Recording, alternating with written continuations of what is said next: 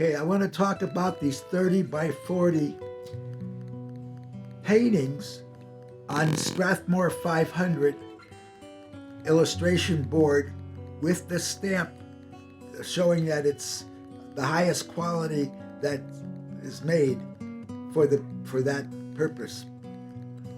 The other part is that I'm going to be talking about using the liquid acrylics, the fluid acrylics, a combination of golden and the Da Vinci fluid acrylics, and working in the heroic proportions that we talked about before.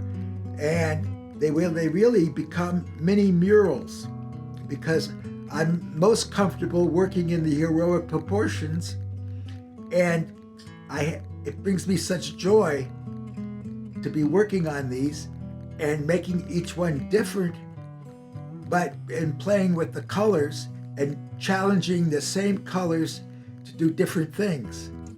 Same colors doing different things is a big challenge, because I can make a yellow not the same yellow, but it is the same yellow by virtue of the fact of the color that it's next to. That's an important part of this process. The other part of this process is I use my India ink, which I love the flow of the India ink, and that my line. So my first part of the process is I draw with my extra fat pencil,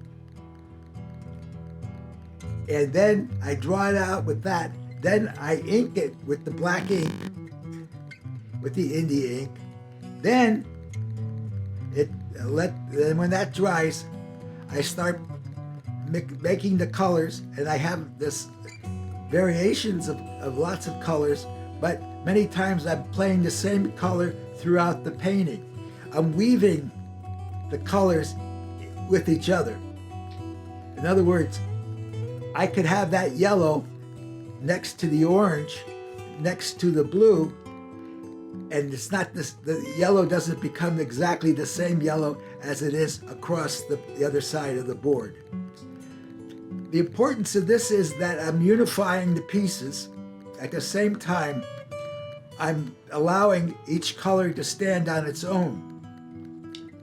I'm not interested in making colors that are just blurred or soft like I do sometimes, but for these, I need them to be mural. I need them to have impact.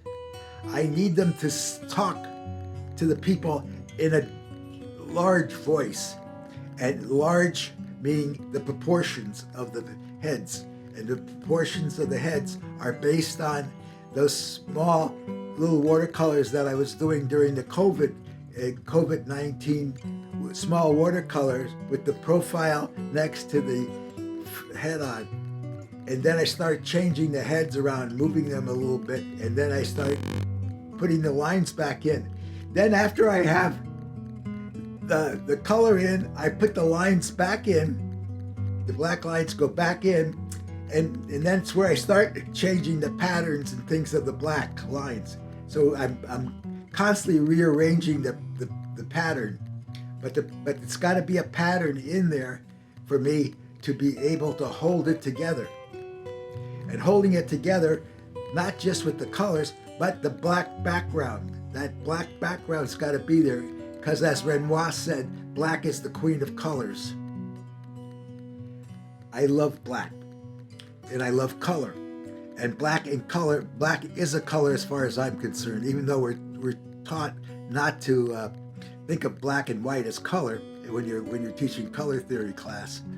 No, black is a color, and it's not just the color of the night, it's a positive color.